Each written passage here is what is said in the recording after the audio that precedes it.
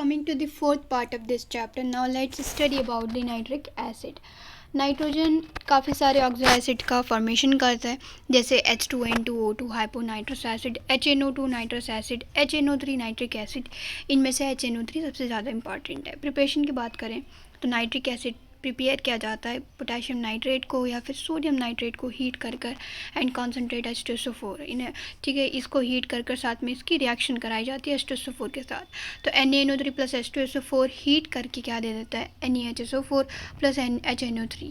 Large scale में बात करें तो इसको प्रिपेयर किया जाता है ऑसवाल्ड प्रोसेस के थ्रू, ठीक है। ये मेथड बेसिकली कैटालाइटिक ऑक्सीडेशन पे डिपेंड करता है, बेस्ड है उस चीज़ पर। कैटालाइटिक ऑक्सीडेशन होती है अमोनिया की बाय एटमॉस्फेरिक ऑक्सीजन। तो अमोनिया की ऑक्सीडेशन होती है तो बनता है NO प्लस H2O, तो in the presence of platinum rhodium gauze catalyst 500 kelvin 9 bar pressure. Nitric oxide जो बना है ये कंबाइन होता है नाइट्रिक ऑक्साइड जो बना है ये कंबाइन होता है ऑक्सीजन के साथ, जिससे बनता है NO2। नाइट्रोजन डाइऑक्साइड जो बना है ये डिज़ोल्व होता है वाटर के अंदर, इससे बनता है HNO3 plus NO। Nitric oxide जो बना है ये रिसाइकिल होता है। और एक मिनट, अमोनिया की ऑक्सीडेशन होती है, नाइट्रिक ऑक्साइड बनता है। नाइट्रिक ऑक्साइड फर्दर ऑक्सीडाइज हो जाता है NO2 में। NO2 की हाइड्रोलिसिस होती है, दैट मीन्स NO2 H2O के साथ रिएक्ट करता है और बना लेता है क्या HNO3। हाइड्रोलिसिस मतलब वाटर डिज़ोल्व हो जाता है इसके अंदर। नाइट्रोजन डाइऑक्साइड के अंदर क्या होता है, वाटर डिज़ोल्व होता है जिससे बनता है HNO3। नाइट्रोजन जो नाइट्रिक ऑक्साइड यहाँ पर बना है ये रिसाइकिल हुआ, 10 फॉर्म इज रिसाइकिल्ड, और इस तरीके से क्या होता है HNO3 को कॉन्सेंट्रेट किया जा सकता है डिस्टिलेशन के through by up to 68% by mass. Further concentration लगभग 98% तक अचीव किया जा सकता है डिहाइड्रेशन के थ्रू। डिहाइड्रेशन के लिए कॉन्सेंट्रेट H2SO4 का इस्तेमाल किया जाता है। प्रॉपर्टीज़ की बात करें तो ये कलरलेस लिक्विड होता है। लेबोरेटरी ग्रेड के अंदर नाइट्रिक एसिड के अंदर 68% HNO3 होता है बाई मास, और स्पेसिफिक ग्रेविटी होती है 1.504। गैशियस स्टेट के अंदर HNO3 प्लेनर मॉलिक्यूल में एग्जिस्ट करता है with the structure as shown. Aqueous solution के अंदर नाइट्रिक एसिड स्ट्रॉन्ग एसिड की तरह बिहेव करता है, giving hydronium ion and nitrate ion. Concentrate nitric acid एक स्ट्रॉन्ग ऑक्सीडाइजिंग एजेंट होता है और ज़्यादातर सारे मेटल को अटैक कर लेता है, सिर्फ नोबल मेटल को छोड़कर, जैसे गोल्ड और प्लैटिनम हो गया। जो प्रोडक्ट है ऑक्सीडेशन का वो डिपेंड करता है कॉन्सेंट्रेशन पर, कि एसिड कैसा है, कि कॉन्सेंट्रेट है कि डाइल्यूट है, इस चीज़ पे डिपेंड करता है प्रोडक्ट क्या होगा, ठीक है, ऑक्सीडेशन का प्रोडक्ट क्या होगा। टेम्परेचर पर भी डिपेंड करता है, और जिस मटेरियल का ऑक्सीडेशन हो रहा है उस पर भी डिपेंड करता है। जैसे कॉपर डाइल्यूट HNO3 के साथ बनाता है copper nitrate plus NO, nitric oxide plus H2O। Copper concentrate HNO3 के साथ बनाता है copper nitrate plus NO2 plus H2O। Zinc react करता है डाइल्यूट नाइट्रिक एसिड के साथ to give N2O and with concentrate acid to give NO2। Zinc क्या करता है डाइल्यूट नाइट्रिक एसिड के साथ रिएक्ट करता है और बनाता है N2O, और कॉन्सेंट्रेट एसिड के साथ देता है NO2। Zinc plus HNO3 dilute zinc nitrate plus H2 plus N2O and with the concentrate HNO3 zinc give NO2, ठीक है। तो कॉपर क्या देता है, कॉन्सेंट्रेट के केस में दोनों में ही NO2 मिल रहा है, लेकिन डाइल्यूट के केसेस में both products are different. Dilute के केस में कॉपर के साथ मिलता है nitrogen oxide nitric oxide and with zinc we got N2O। कुछ मेटल जैसे क्रोमियम एल्युमिनियम ये कॉन्सेंट्रेट नाइट्रिक एसिड के अंदर क्या होते हैं, डिज़ोल्व नहीं होते हैं, क्योंकि क्या होती है एक पैसिव फिल्म एक मेटल के ऊपर ऑक्साइड फिल्म आ जाती है, जिसकी वजह से ये रेदर अनरिएक्टिव हो जाते हैं, ठीक है।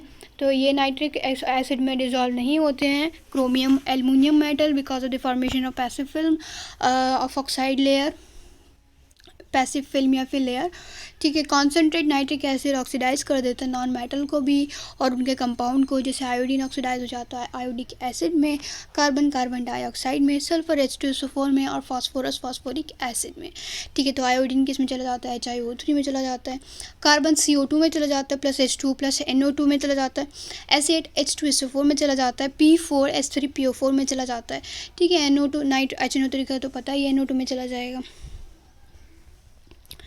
ब्राउन रिंग टेस्ट की बात करें तो एक फेमिलियर ब्राउन रिंग टेस्ट जो कि नाइट्रेट के लिए किया जाता है, डिपेंड करता है एबिलिटी पर, Fe+2 आयन की एबिलिटी पर, ठीक है। तो Fe+2 आयन की एबिलिटी कि क्या एबिलिटी, तो इसका ये है कि ये क्या करता है, Fe+2 आयन रिड्यूस करता है नाइट्रेट को, किस में, नाइट्रिक ऑक्साइड में, जो रिएक्ट करता है फर्दर।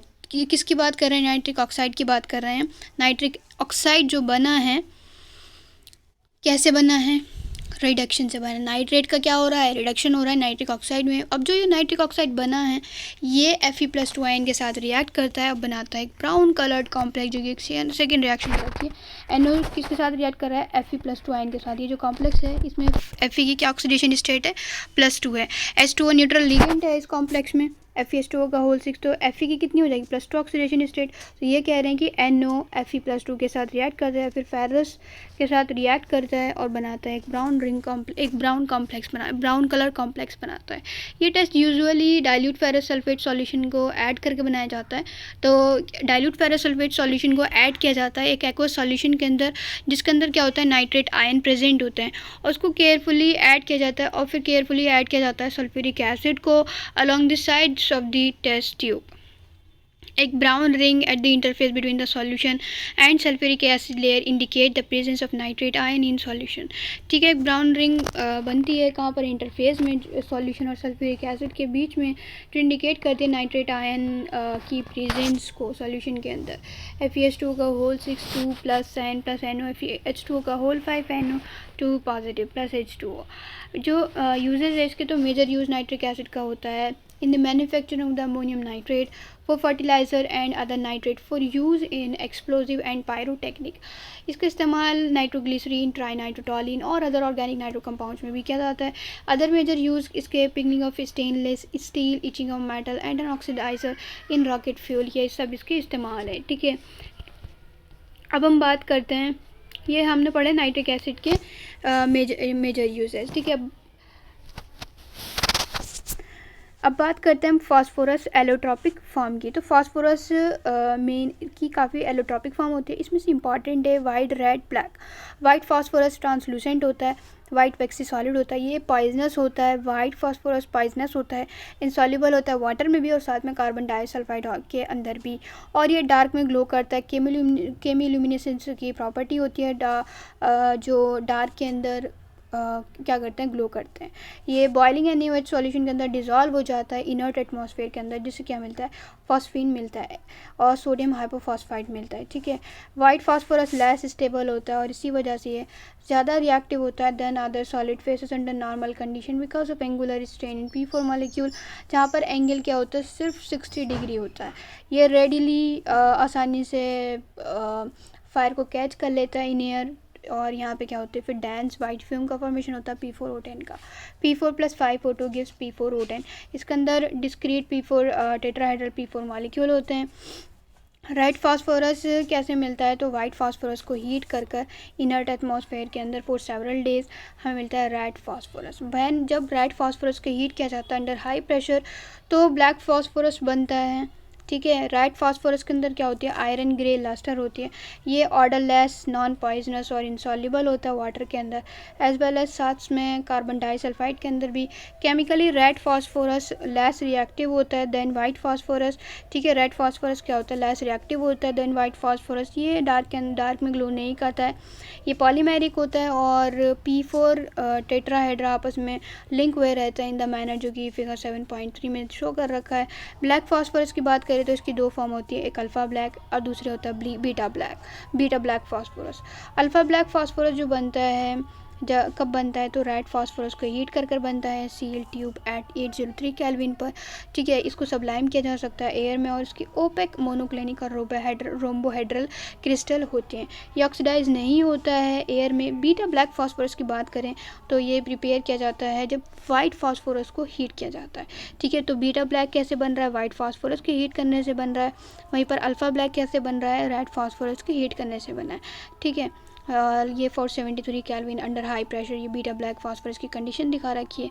ये एयर में बर्न नहीं होता है।